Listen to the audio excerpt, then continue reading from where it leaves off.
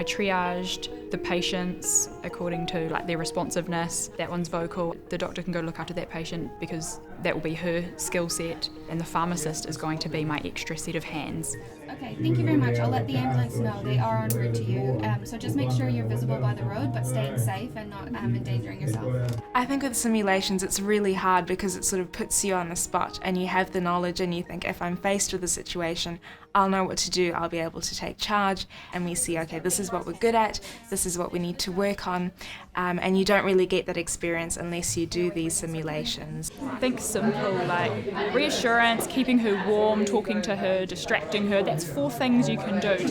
This is our patient. This is Lindsay. Hi, Lindsay.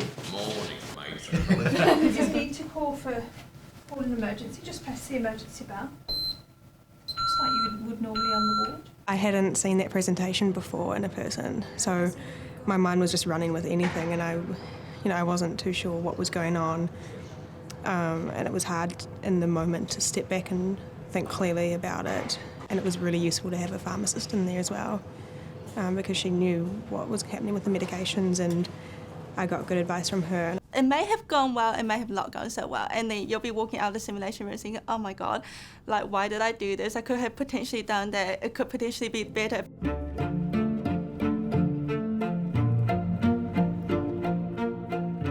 Most of the nurses can give aspirin because it's already charted for her, but in terms of maybe... Yeah?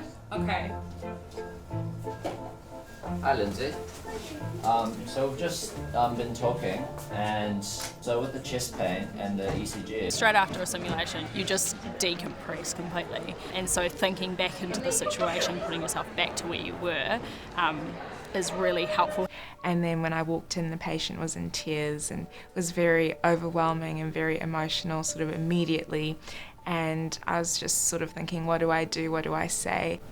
In terms of attending a real life ward call, I'm sure for the first time it'll be quite emotional, and you're still going to be nervous, and you deal with whatever situation comes to hand, but it is quite helpful having all this experience to draw on, and at least you've kind of done it before. Yeah.